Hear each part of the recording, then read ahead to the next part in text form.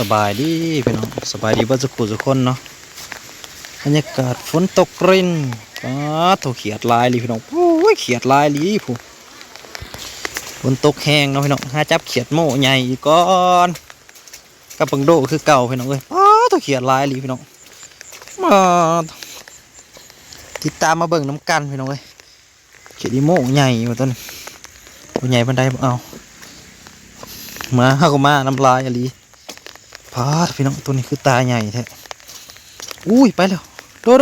โอ้บ่ทันฝนตกแห้งไปแห้งก็แห้ง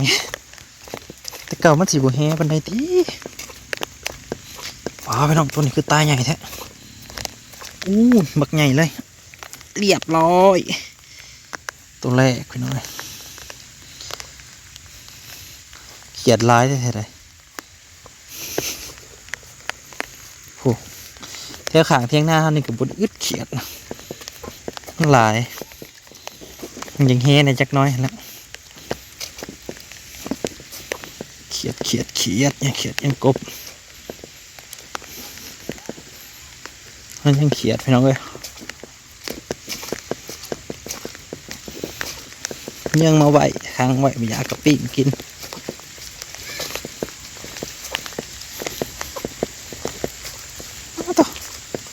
ตาเขียดอีโมตัวใหญ่เด้อน้ำนี้มันคือว่าเลยพี่น้องปิ้งจนไผ่สิมอดก็คือที่เห็นนั่นแหละตัวเจียวคักๆก็เห็นกระแสเจียว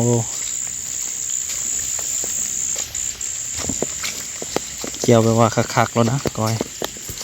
สุดยอดเลยดีแล้วโอ้เห็นโมใหญ่ไหมน้องนี่โอ้บ่ทันแล้ว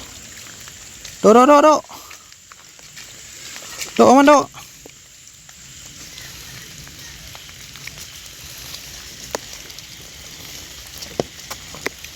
จักทันบ่ทันติ่งสนั่นคนต้องแห้งไปจากแห้ตกคอยเป็นไข่นี่ตกคอยบ่แห้บันไดคนต้องแห้งไปจากแห้ติ่งแน่นแซวๆก็ห้องสนั่นกบกระบอกเนาะแสดงว่าเฮ็ดสิออกได้นี่ตัวนี้บักใหญ่ตัวไหนบ่โอ้ยบ่ทันอีกเลยคือแห่เท่น่ะมื้อนี้แห่เป็นพิเศษแต่กะเฮามันยังคือที่เห็นพี่น้องบ่ได้แห่เลยมื้อนี้เกินบ่ได้อีกมื้อนี้เก่งเลยฝนตกแห้งแล้วบ่ได้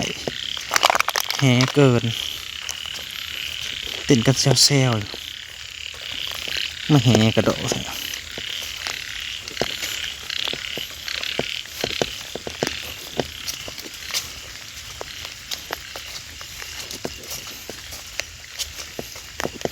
เกียดหลายนะบ่ได้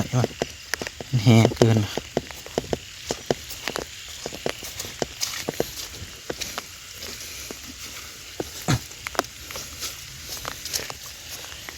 แล้วหลุดมืออีกเลยโอ้ยจับมือนี่คือเป็นจังสีมิแต่หลุดมือมายุ่มเอาไล่พี่โก้ไล่มือไปจับยังไงขบอยอยากมาจับยังมันอยากมือนะก้าวจับปล่อยพลาดแต่พี่น้องตัวบักใหญ่แล้วตอนนี้โอ้ยบักใหญ่พี่น้องปาดโอ้โหป้อยได้4-5 โตเท่านี้นะเว้ยหายห่วงเลยปีกนี่อิ่มยอด4 โตหายากก็สิได้ตัวใหญ่เป็นเบิดพอเบิดแม่มันได้ดิ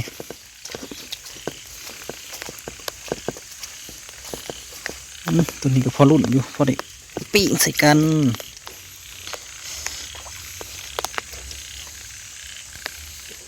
เก็บไปแท่ไหนนะพี่น้องเข็ดโม่เขาก็ว่าเรื่องเงี้ยงนี่เงี้ยงเขียดเงี้ยงกบไปเขากับคนหนึ่งแล้วว่าที่เงี้ยงนี่บด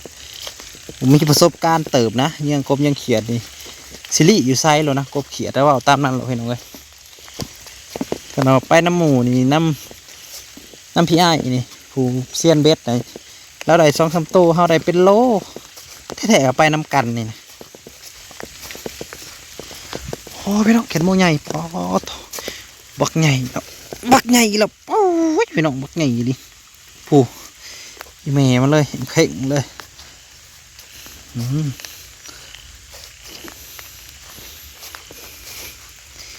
2-3 ตัวละเขียนโมใหญ่ต้องสีเน้นแต่ตัวใหญ่ๆเพราะว่ามันปิ่งแสบพี่น้องปิ่งแสบแล้วก็มันนี่แต่ตัวใหญ่ๆหลายกลัวอันนี้เขามาย่างก่อนเดี๋ยวว่าคือว่าและตาไฟตาดีได้อีกตาดีก็ได้ตาบุดีเลยกับบุได้ตามนั้น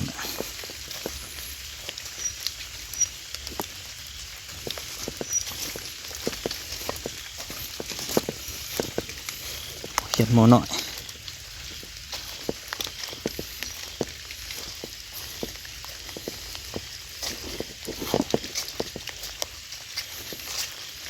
แห่ไปหน่อยแค่เป็นฝนตกแห้งคือฝนตกแห้งก็มันเหมือนอยากแห่นะมันตกค่อยๆก็ติกาโอ้ยเอามาจับนะเมื่อคืนนี้ยังได้เกือบเป็นโลนี่ตัวน้อยตัวใหญ่ก็เอาได้ป่ะบ่เลือกละเอาเบิดโอ้ตาเขียนยังใหญ่ตัวน่ะพี่น้องเจอกบป่ะนี่กลับมาป่ะนี่กบนี่ไอ้กบเพิ่มอีกตัวหนึ่งมาหน่อยเขียดลายนี้ได้จับเขียดอีโมใหญ่ท่านนี่แล้วพี่น้องเขียดโมใหญ่ลายเซลอยู่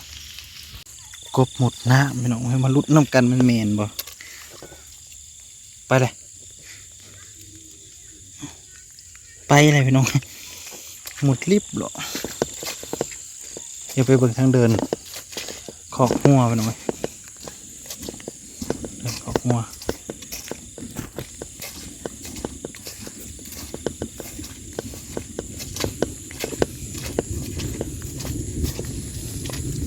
กันยังห่อ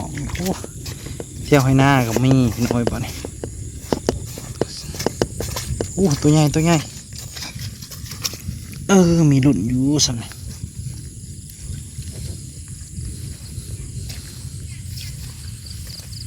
ใครคนเซลอยู่ท่านนะเห็นบ่นี่ก็เฮือนเฮาบ่ยากหรอกพี่น้องเขาฝนตกคือเฮาว่าแหละยังแถวขางเฮือนนี่ก็ได้กินต้องไปกวงไปไกลเพราะมันเมื่อยแล้ว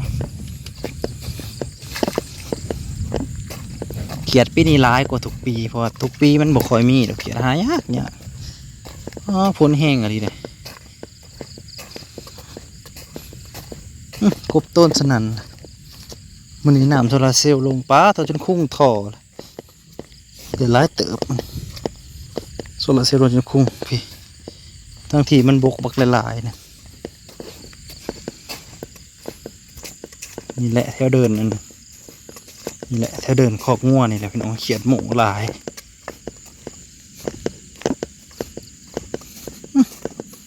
เอียงสองตาใหญ่ๆตาแมงมุมตาเขียดหน่อย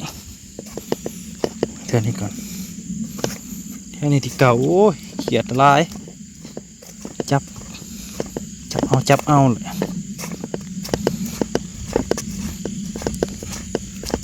ตอนนี้เห็นละเขียดหมูใหญ่มันรีอยู่ใน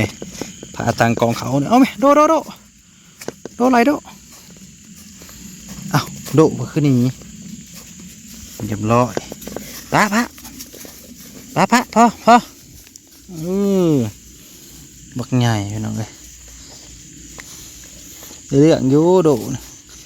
ถูกลายแท้นะนั่งเลี่ยนกันอยู่ลายดีขี้จับตัวได้ตัวใหญ่พี่น้องนั่งเลี่ยนกันอยู่นี่ลงน้ำก็มีเมืองในน้ำนี่ลงบ่อนได้หมุนลงน้ำเซลนี่หนีบ่เช็คเป็นใส่หนังเลี่ยนลายดีตัวนี้ใหญ่พี่น้องที่เหลือก็ตัวใหญ่ๆนี่เบิดเมียเป้งมันเบิดเมียเป้งโดนี่โดนี่อะไรมันทันป่ะทันป่ะคุบทันป่ะโดไล่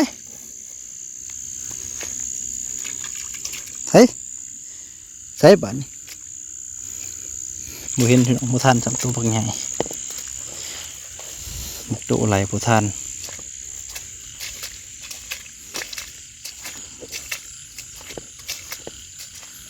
ตัวใหญ่จนเป็นตาสะอ่อนมันใหญ่อีหลี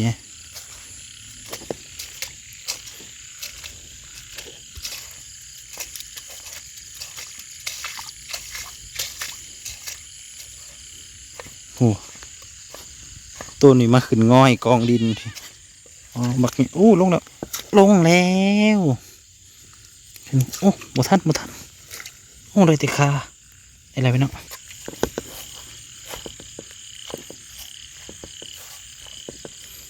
ยังต่อไปหน่อย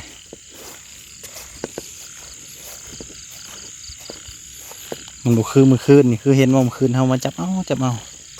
พ้นตกกระแหงบ่เนี่ย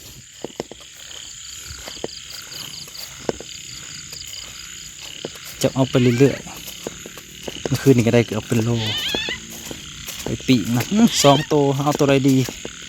เอาตัวใหญ่นี่พี่น้องบักใหญ่เลยป้าโถบักใหญ่ขาเรืองเลยเหรอป้าโถเอา2เดี๋ยวตัวนี้มันไปหรือยังมาไหลไปแล้วเนี่ยนี่2 ตัวอยู่เรียนกันคนละขาใช่เลยเอาไปยังได้เลยบ่เห็นเลยมาไหลไปแล้วบ่ตัวบักใหญ่คือกันในเรียนกันอยู่ในนี่เหลือตัวเดียวเลือกเอาหน่อยเอาตัวใหญ่ไว้ก่อนตัวน้อยเอาไว้ทีหลังแต่ตัวใหญ่ตัวหนึ่งก็คุ้มรถปีนใส่กันก็คุ้มขาตาอย่างแดงๆไปเบิ่งคนเด้อพี่น้องดูว่าตาฝาดว่าตาแดงๆนะโมแมนสัมคิดว่ากบป้า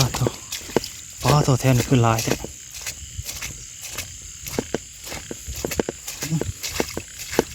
เต้นละเต้นลงน้ำละลงน้ำไปตัวนี้ลงน้ำก็งมได้เสยพี่น้อง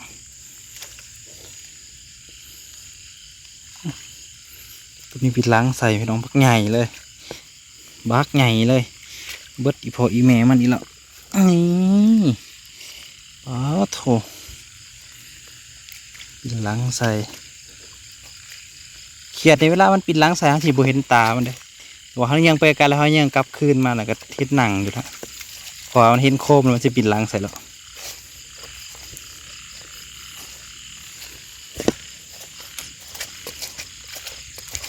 ตานี่คือตาใหญ่สงสัยเมนตัวใหญ่อีกแล้วสำนีกับพ่อรุ่นอยู่พ่อปีอยู่สำนีกับพี่น้องเลยเป็นต้องไปจับกวงจับไก่ดอกเขียดปีนี้มันลายโอ้เขายังมองได้นี่มันเขายังกลับคืนไปกันยังหนังกันนั่นเจอใหญ่อีกแล้วพี่น้องบักใหญ่อีกแล้วปลาสักอีพออีแม่มันอีกแล้วพี่น้องนี่เผาโถใหญ่อย่างนี้ไตเขียดพี่น้องเอ้ย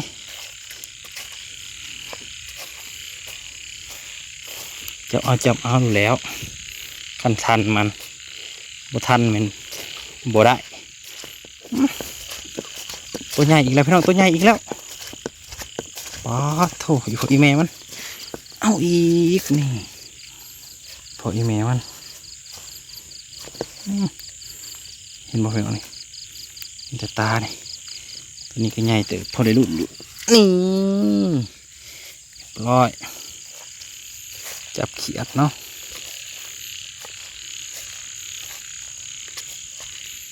กูได้หมักเบิ่งกะคอมเมนต์ได้พี่น้องจับเขียดเอาว่าคักเลยจับเขียดพูนแห้งพี่น้องเลยน้ำหงว่าแถวไหน้ามึงรู้นี่เกือบประวานกะได้พูดไปเถอะไปเห็นมันเป็นไงเจ้ากระเมื่อแล้วเอาลายมันได้มันโบเน็ตมันได้พี่น้องเอาพอได้กินเพราะว่าจับไปมันตายผลยังตกห้อยๆนั่นนี่จับยำได้ก็ได้เขียดมันลายเลยอันนี้จะเป็นคอกงัวค อกงัวแล้วก็ขอกเฟืองป้าอยู่ในขอกงัวแห่งลายพี่น้องนั่งก็แซ่อยู่เขียนนะในขอกงัวนะเต็มอยู่ตัวน้อยบ่เอาได้เลือกเอาแต่ตัวใหญ่ๆได้บ่คุ้มค่าตัวน้อยจับไปมันก็ปิ้งบ่แซ่บแต่ตัวใหญ่ๆอีพออีแม่มันโลดไปเนาะปิ้งจังมันสวดโอ้แล้วมันตัวคักๆโลดโอ้ยมันก็สุดอยู่หันแล้วหายังมาเทียบได้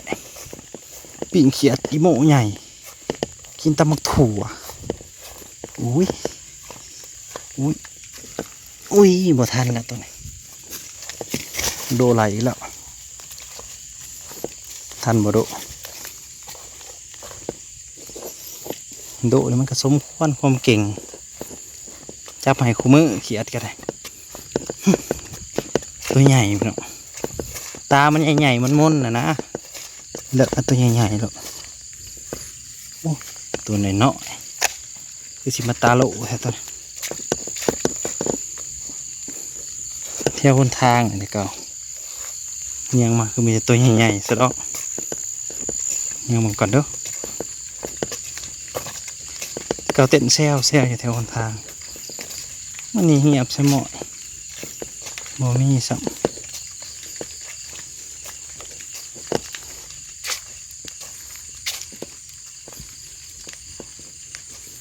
เขาเต็มถุงนาเลยมันจัดหนักจัดเต็มให้โอ้ต้องมีแต่ตาใหญ่ๆอยู่น้องแห่ขนาดน่าอย่างแห่เนี่ยแถวนี้ลงให้หน้าหมดเลยยังไม่ได้มีแต่ตาใหญ่ๆเมื่อดอกพอละกลับบ้านเฮาดีกว่า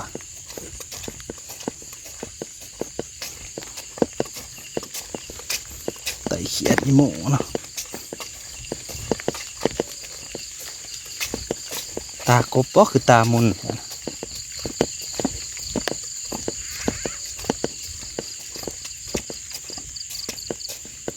กบจะเป็นกบเถาแต่โมเมนซ้ำทุงขนมเล็กน้อยกินเลยมันเหลือม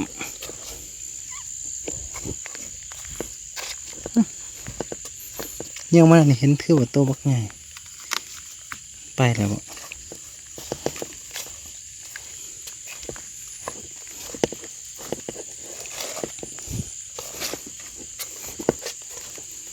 แบบง่ายไปน้องก็พอกันอยู่เพื่อนพอจะให้เบิ่งว่าได้โต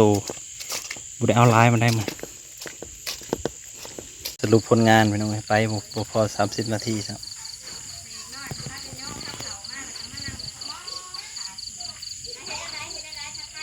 เดี๋ยวไลน์เติบอยู่ไปน้องคือเขียดตัวใหญ่ๆขอบคุณทุกๆกำลังใจทุกๆคอมเมนต์เด้อพี่น้องเด้อไปแหละกูเขียดยังไลน์ยังไปกับไลน์